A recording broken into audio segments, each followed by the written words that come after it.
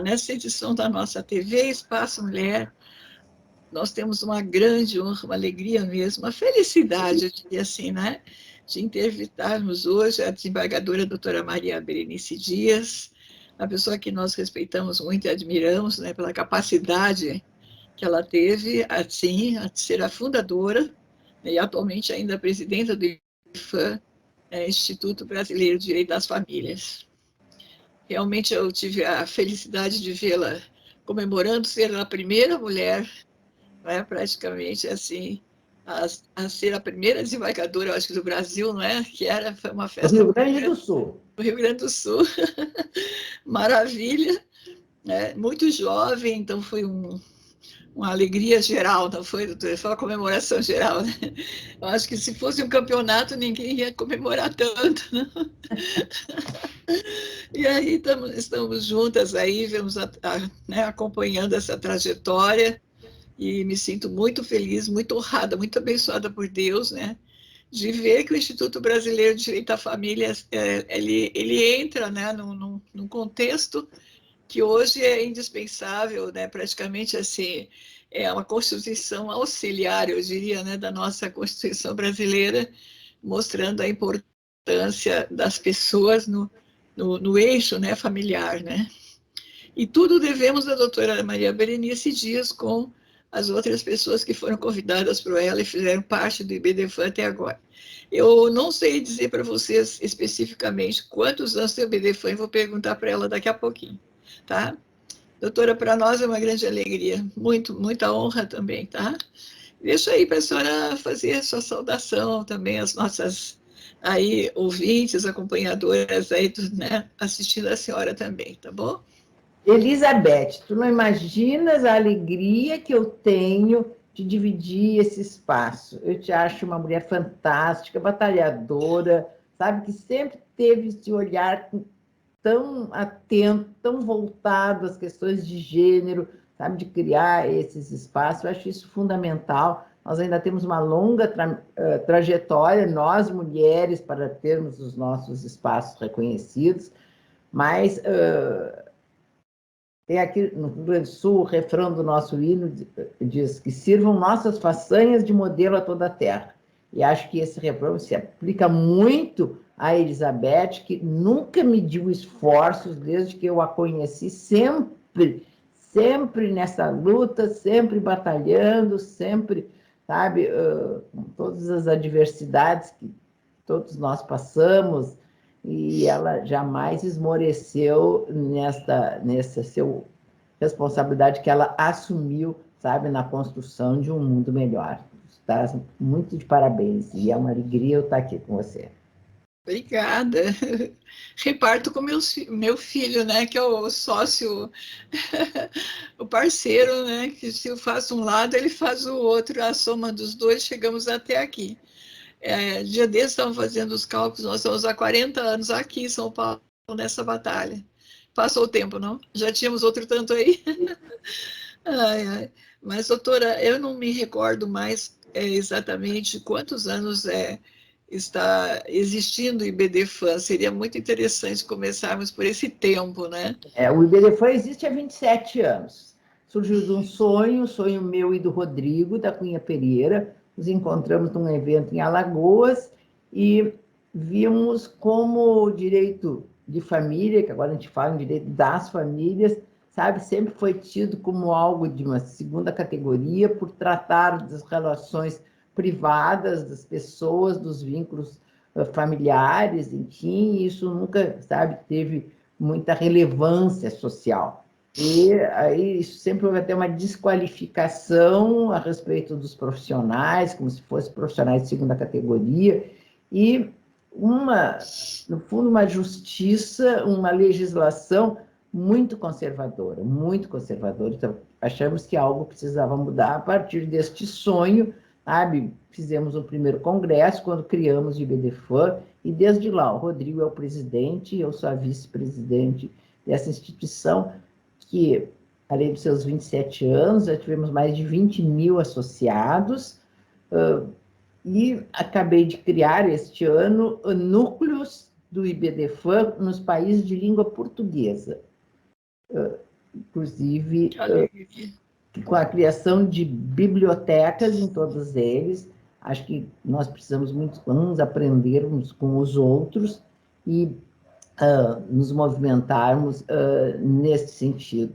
E acho que fomos tão bem-sucedidos durante esse período que nós revolucionamos o conceito de família, trouxemos o afeto como elemento identificador das relações familiares, sabe? E a responsabilidade ética que isso leva as pessoas nessas relações, quer de conjugalidade, quer de parentalidade. Acho que essa foi uma grande evolução que nós temos mesmo que divulgar pelo mundo, porque nós temos atualmente, e eu tenho que dizer que é graças ao IBDFAM, a justiça de família mais evoluída do mundo. Acho isso muito fantástico.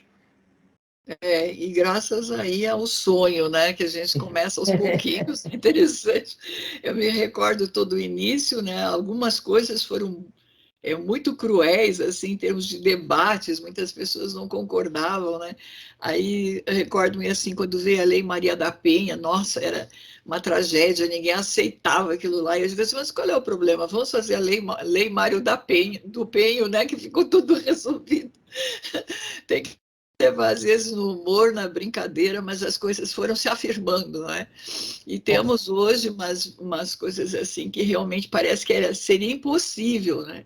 E acaso, quando se fala nos LGBTQI+, também, que era uma luta deles quererem adotar crianças, né? Quer dizer, tínhamos dificuldades, crianças precisando de adoção e não podiam ser adotadas, né? Acho que essa foi uma das grandes conquistas também, a questão da adoção, né? Essas crianças terem famílias, né? E não sei como que está assim, a sua opinião, mas é importante, nós temos muitas crianças para adoção ainda, não é? Eu acho que assim, ó, esse foi uma das coisas que eu mais me gratificaram na vida, além dessas minhas realizações profissionais, foi ter conseguido, claro que junto com o IBDFAM, mas eu que fui a ponta de lança, na busca do reconhecimento de direitos à população LGBTQIA+, como uma entidade familiar, merecedora da tutela. Aquela condenação à invisibilidade sempre foi uma coisa extremamente perversa. Quem é condenado à invisibilidade não tem direito nenhum. E isto, historicamente, sempre foi a forma que a sociedade e o legislador encontraram para negar direitos a quem foge a um modelo convencional.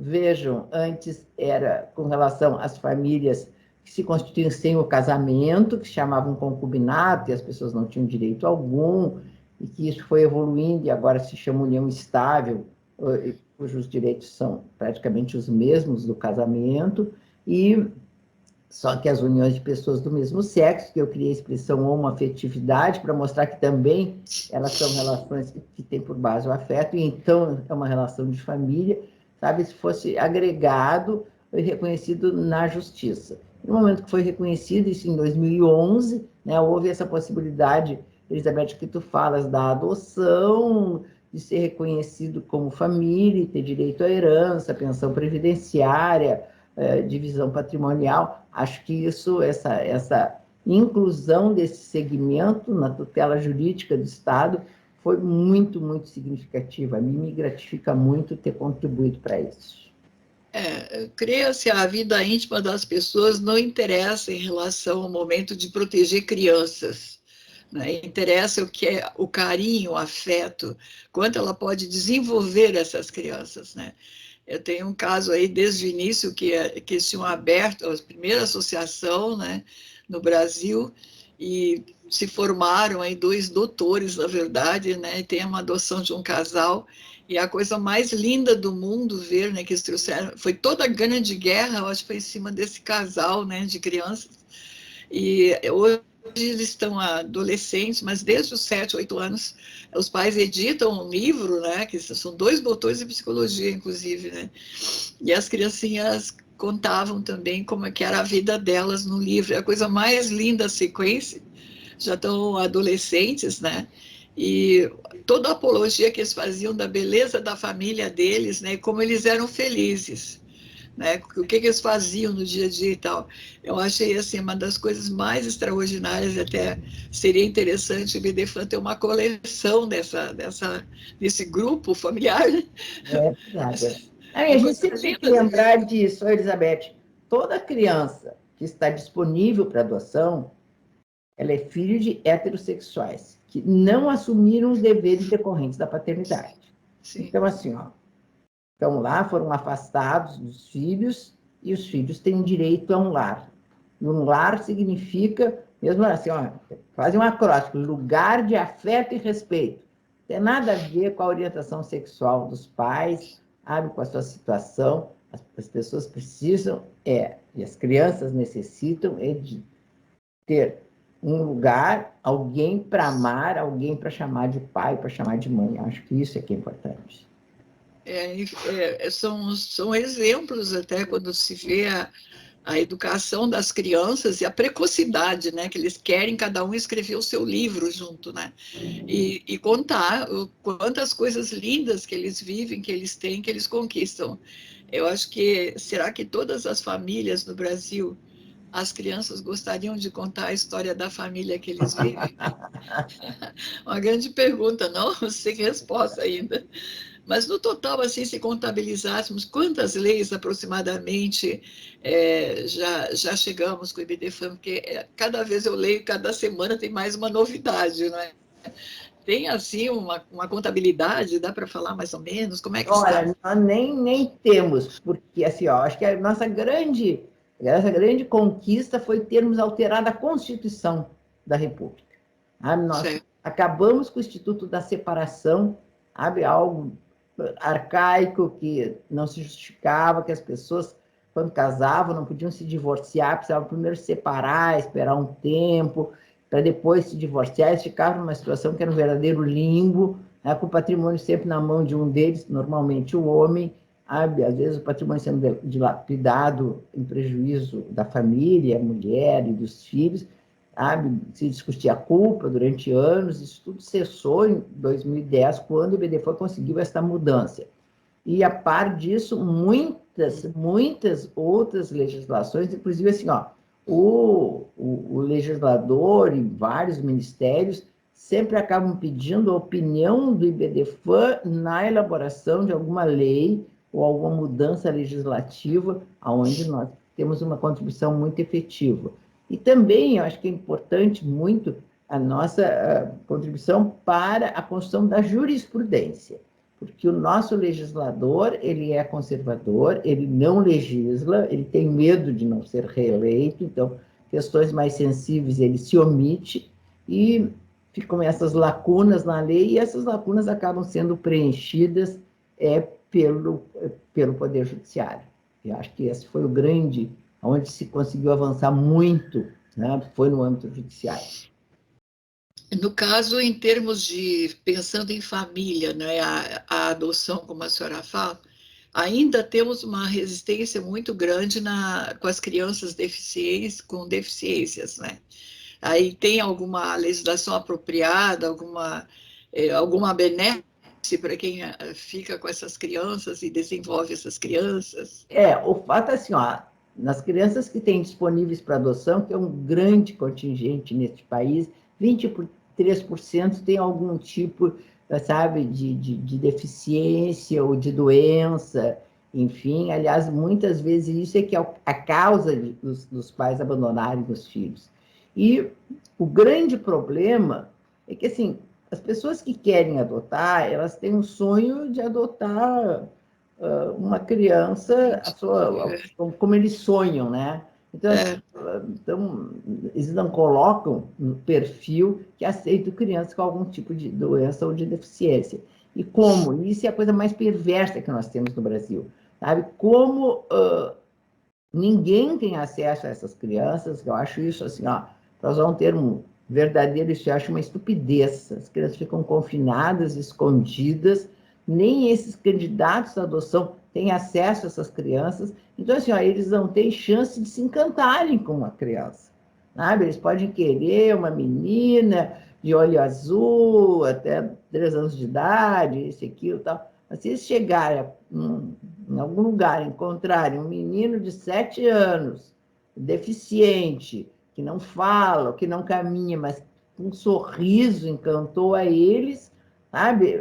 Eles tendem a adotar. Aliás, todas as pessoas que adotam uma criança com algum tipo de problema é porque se apaixonaram pela criança. Então, tem que ter acesso à criança. Então, isso é uma coisa que nós precisamos mudar nesse país, sabe? É essa, achando que estão protegendo as crianças. Não, estão colocando elas verdadeiramente embaixo do tapete, onde elas não têm acesso de ninguém, e isso tira muitas chances de serem adotadas. Tem um limite de idade, assim, pensando na adoção, tem um limite até que a criança possa ser adotada, porque realmente eu nunca li nada assim. Ah, não, depois de 10 anos não pode adotar, por exemplo. Até quanto idade pode ser Não, adotada? a pessoa pode adotar até pessoas maiores de idade, sabe? Não existe limite. O que precisa ter uma diferença de 16 anos, né? Entre o adotante e o adotado, algo que é flexibilizado, às vezes, quando já existe uma convivência há muito tempo, sabe? Mas não tem limite nenhum. Essas crianças ficam institucionalizadas até os 18 anos. Depois, são literalmente jogadas na rua, sem nenhum preparo para enfrentar esse mundo lá fora, que eles quase não Cada vez pior. conhecem, né? Outro tipo de vivência que eles têm nesses é uma vida mais comunitária, adentro, que não é a realidade da vida do lado de fora. Então, eles É saem, sabe, muito despreparados para a vida. muito triste essa parte, né? Eu acho que é assim que mais comove esse momento aí, né? Que as crianças ficam, né, jogadas ali, enfim. Mas no caso assim, também temos a lei dos idosos agora, não é? Nós temos também as famílias podem ser processadas se abandonam os idosos. Hoje tem uma legislação que a família precisa também, né? Não só os deficientes, mas as pessoas idosas, né? Não pode abandonar. Como é que a gente pode explicar isso para as pessoas entenderem? Né? Não só as crianças, como também pessoas com deficiências várias e as pessoas idosas. A lei mudou bastante, favorecendo esses grupos mais frágeis, diríamos assim, né? Sim, essa é uma tendência, né, do nosso legislador de criar as leis que se chamam microsistemas que atendem determinados segmentos. Então, assim, tem o Estatuto da Criança e do Adolescente, como já tem 33 anos, sabe, está precisando de uma reforma. Tem o Estatuto da Pessoa com Deficiência, não se usa mais a palavra idoso. Sabia, Elizabeth? É politicamente incorreta, é pessoa idosa, mudou até o nome da lei, sabe? Então, que atende todos os aspectos, né? Sabe? Tem a Lei Maria da Penha, da violência doméstica, outras legislações nesse sentido. E há essa proteção especial para as pessoas idosas, até com obrigação do Estado de promover o sustento dessas pessoas, se não tiver nenhum tipo de assistência por parte da família. E algo que até um avanço importante é a possibilidade de as pessoas idosas serem adotadas, né? Que normalmente se adotam filhos, mas a gente pode também adotar pais. Acho isso, sabe, algo muito, muito significativo, sabe, que vem avançando nesse sentido, porque às vezes as pessoas ficam depositadas nessas casas, né, de repouso, que chama, asilos, enfim, sabe, trocam o nome, mas são todas, no fundo, isso, que ninguém mais procura, e ficam lá, e há a possibilidade, então, dessas pessoas serem adotadas. Como não existe restrição, sabe? Ao contrário, existe convite de pessoas irem conversarem, sabe? Interagirem com essas pessoas de uma maneira muito frequente, surge um vínculo importante de convivência e a justiça começou a admitir a possibilidade de pessoas adotarem maiores de idade.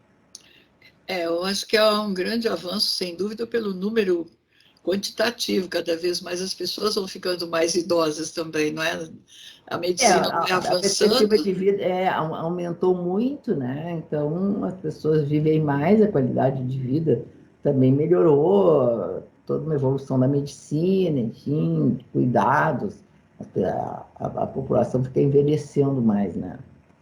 Agora, eu não tenho noção, eu procurei um dado estatístico de quantas pessoas ou crianças, enfim, que pudessem ter um pouco de classificação de deficiências físicas, não é? Que para poder quantificar, assim, se são mais adotados os paraplégicos, ou, enfim, como é que está, né? Não tem um dado estatístico, não dá uma fonte, eu não encontrei, doutora. Não temos nada dizendo que são de crianças com algum tipo de limitação. Imagina com um tipo de limitação que é.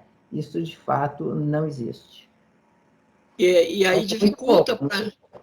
dificulta para adoção, não tendo um tipo de um cadastro, sei lá, uma Não, eu pequena. acho que não precisa ter cadastro. O que eu acho que precisa é elas terem a possibilidade de serem vistas, no mínimo pelos candidatos à adoção.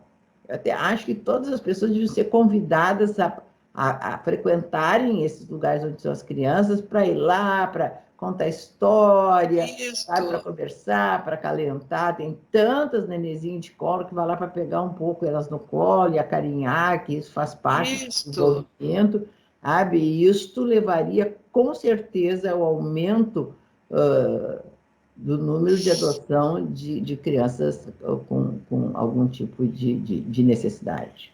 A senhora falou, cheguei a me arrepiar, mas eu acho que é o que falta mesmo, que o número é imenso, doutora, não é pouco Sei. não. É Infelizmente. 23% de todo o universo, que chega a quase 50 mil. Meu Deus do céu. Tá bom, então assim, ó, pessoal, vamos prestar atenção, né? Ver que a sugestão dada aí, esse momento é extremamente poderosa, né? Por que não uma vez por mês ou a cada 2 meses visitar instituições com as crianças, né? Com essas debilidades e, como a senhora disse, levar carinho, brincar, enfim, dar, né? Elas se sentirem visitadas. Elas não têm noção se é pai, se é mãe, as coitadinhas têm os seus limites, né? Mas se sentir querida, né? Eu Existem acho que é alguns programas, né, o apadrinhamento afetivo, que eu acho interessante, aonde alguém, uma pessoa, uma família, sabe, assume os cuidados de uma criança, pega no final de semana, Natal, leva para passear, às vezes leva em férias, enfim, auxilia com material escolar, sabe? Que às vezes há a possibilidade dessas pessoas adotarem, né, essas crianças, mas não necessariamente. mas existe, por exemplo, assim, não sei, né? Mas o IBDFAM, por exemplo, teria um departamento que orienta esse tipo de procedimentos para adoção, ou a gente tem que ir sei lá, no juizado de menores? Como é que a gente vai encontrar quais são as normas? É interessante. Não, não, assim, ó, qualquer pessoa que deseje se candidatar à adoção, basta ir num juizado de infância e juventude do lugar onde mora.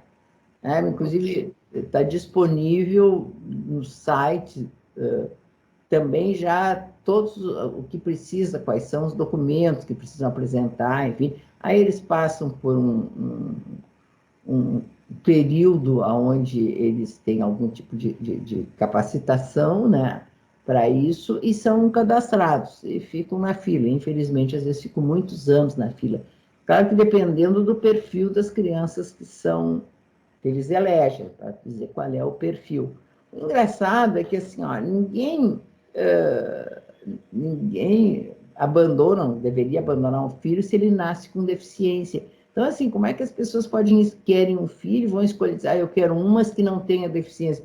Porque filhos biológicos, às vezes, nascem com deficiência, né? É, Então, essas restrições de é. cor, de isso, aquilo, acho, às vezes, isso muito perverso.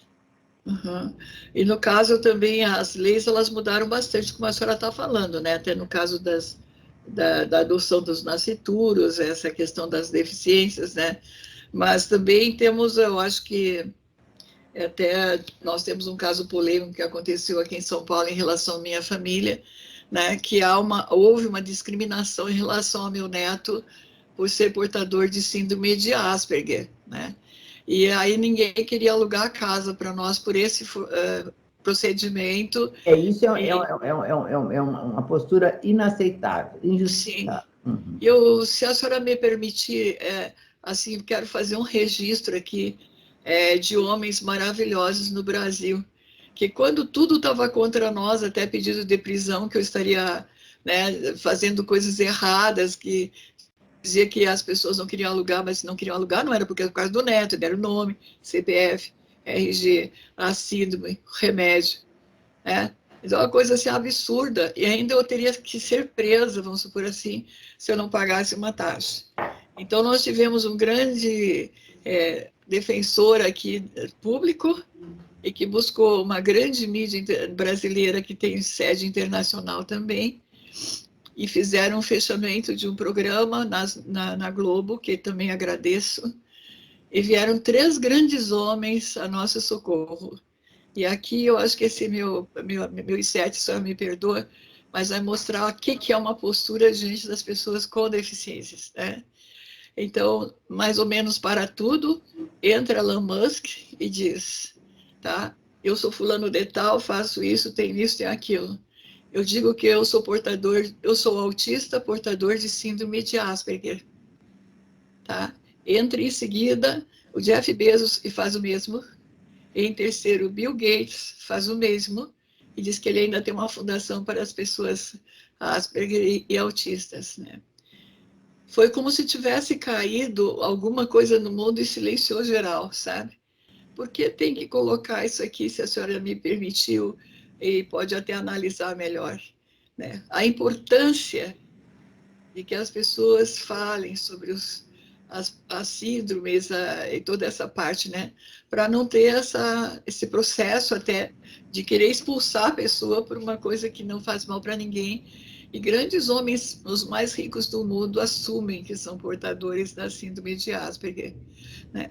Assim, na sua leitura de doutora, né, em direito, e assim, o que representou isso, esses homens assumirem essa postura, também se assumindo e dizendo eu sou mais e não tenho dificuldades nenhuma, enfim, não foi muito lindo? Quanto isso informou assim para nós, diga?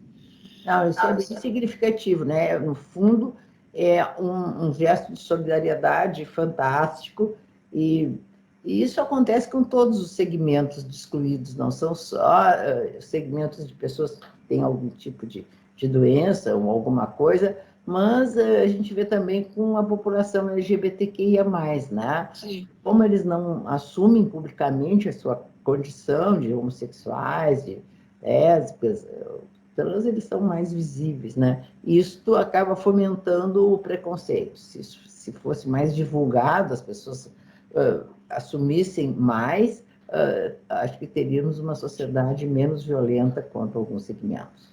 E depois disso, né, doutora, começou a ter mais debate sobre o assunto, foi muito interessante, né? E num dessas entrevistas, logo após, eu disse, mas ninguém divulga a questão de mulheres, se há mulheres Asperger ou não, porque só se falam em meninos, né? E aí começou a aparecer também os casos de meninas, né? Elas se assumirem até em programas de YouTube, essas coisas assim. Então, é importante porque nós temos um alto índice, né? Nas escolas aparece bastante, né? E a senhora está tirando uma máscara do preconceito, como a senhora disse, né? Inclusive, são mentes muito QI muito alto, né, doutora? Mas que tem esse preconceito, não há outra coisa, porque estão produzindo lá e não tem diferença nenhuma, né? Agora, não querer permitir que se more numa casa por causa disso, nós chegamos a uma situação bastante delicada, não é? E é importante fazer a divulgação também, né, doutora? Não sei, Certeza, com certeza. assim, criar onde, né? Criar mais associações, seria isso? Criar associações de pais que têm filhos com Down. Acho que seria mais ou menos assim, né? Criar esses grupos, né? E ter mais debates em cima também. Qual que é a sua opinião para a gente estar quase encerrando aqui, né? Não, eu acho isso fundamental, né? Mas, assim, ó, existe uma tendência ainda das pessoas quererem aparentar para os outros, para a sociedade, que eles vivem uma família margarina, ou seja, que está tudo sempre bem. Então, eles acabam não revelando essas situações, enfim, e aí ou até negam tratamento para os filhos, acompanhamento, não levam os filhos a determinados lugares, que dirá se juntarem, sabe, para se fazer algum tipo de associação, que eu acho isso fundamental. sabe? É porque isso acaba prejudicando os filhos, né? Que acabam crescendo como sendo portadores de algum tipo de erro, né? Quando eu acho que essas pessoas especiais, sabe? O que está faltando é um mundo especial para essas pessoas, não é assim as pessoas serem especiais, que o mundo tem que se adaptar, sabe, a elas, sabe? Eu acho que a deficiência não é da pessoa, a deficiência é do mundo que não sabe albergar essas pessoas. Da sociedade, né? Do entorno, como eu digo, né? E fico muito feliz com essa sua observação também, complementando em outras áreas, né? Eu acho que quando se fala na família, como a senhora disse muito bem, não vamos pensar na família Margarida, vamos pensar em todas as famílias, né? Porque o índice é muito alto de pessoas em várias áreas, né? Também a paraplegia, uma série de outras coisas, não é só. Tem a parte física também, que tem bastante casos, né? Eu estou contente com a informação que a senhora trouxe, não sei quais mais gostaria de acrescentar, né? Ou quer falar quanto número de leis já conseguiram, quantos associados, enfim, promovendo aí o valor, grande valor, né, do IBDFAN, né?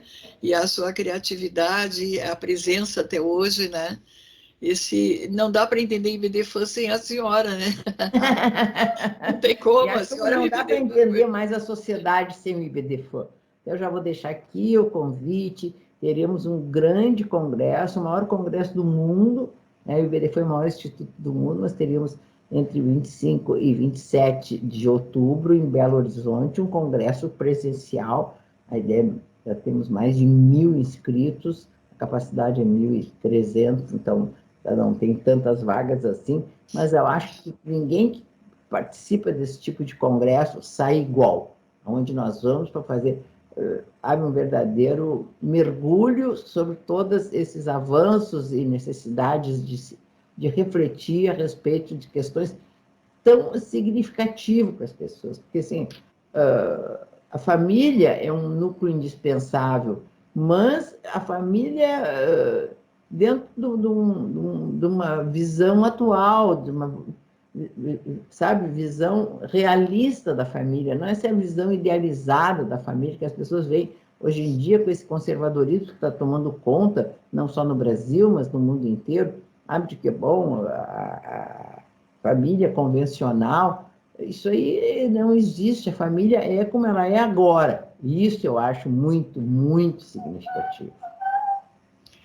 O que mais eu ainda encontro falha, né? Não sei por quais motivos, inclusive teve uma investigação aí por sérios problemas que a gente vem passando de perseguição. A informação é que as pessoas têm crime de ódio pela nossa procedência nacional, né?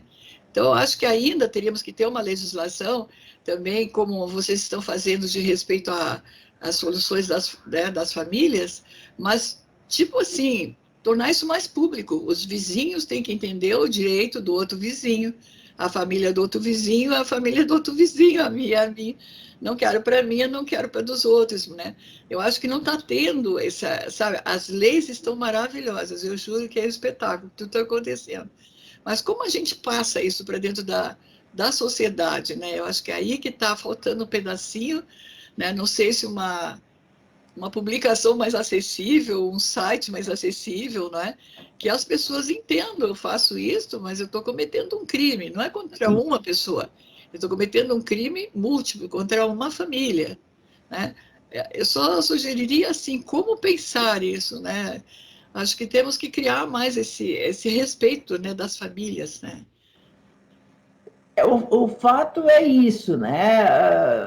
No fundo, precisa vir da educação, né? Educação que nós não temos, porque também estamos sofrendo isso no âmbito da educação, aonde tem se tentado proibir, se discutir as questões da família nos ambientes familiares, a questão de educação, educação sexual, enfim, respeito a diferenças entre homens e mulheres, para ver se sabe, a questão da violência doméstica é o maior crime que se comete no Brasil, né? E isso precisa ser discutido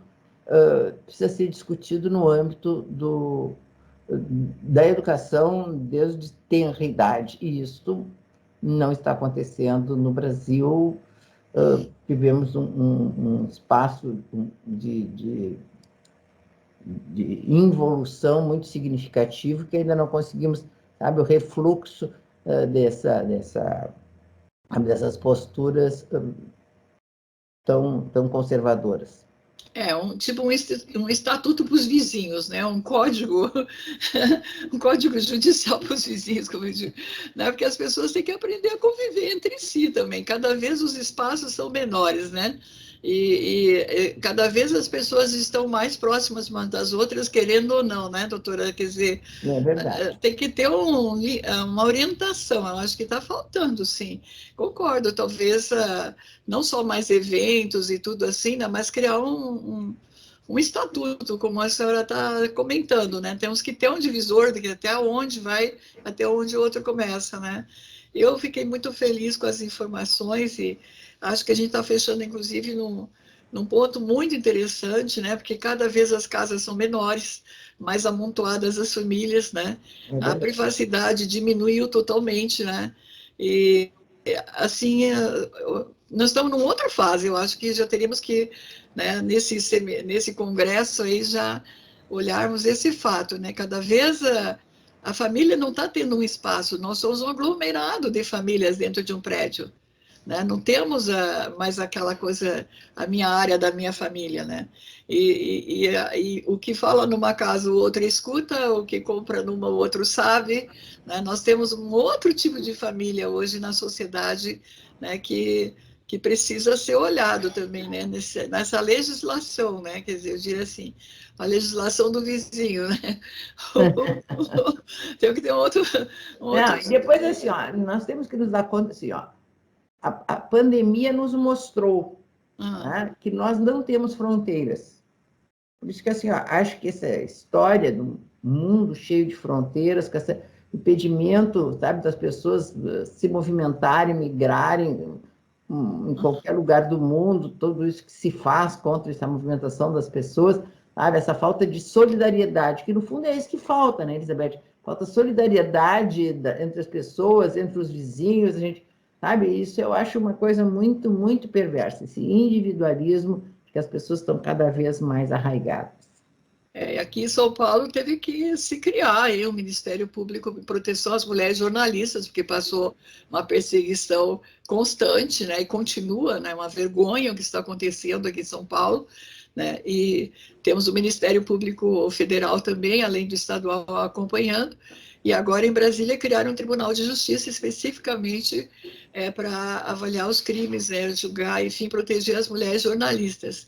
Então, eu acho um absurdo no momento que a gente está vivendo uma perseguição a uma classe profissional, né, a maioria, muitas chefes de família, né, e estamos passando um verdadeiro sufoco com espionagens, inclusive com Pegasus, né, que é aquele aparelho proibido no Brasil e no mundo, né, escutas clandestinas.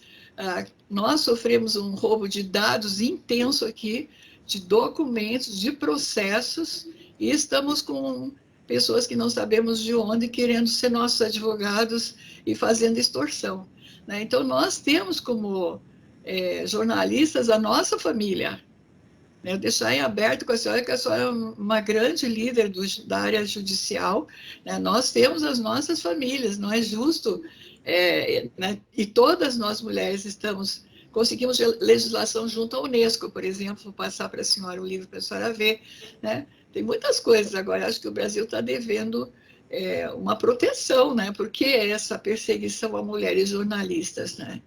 E é importante também debater um pouco isso, né? Somos família, temos família, cuidamos da nossa família, né? Mas não temos um olhar sobre esse segmento no momento, né? E deixo em aberto para a senhora, assim, quando tiver o congresso, se possível, né, leve aqui, nós temos uma federação de mulheres jornalistas muito poderosas, elas estão conseguindo essas aberturas, né? E as Nações Unidas, através da Unesco, estão legislando já também essa parte, viu, doutora?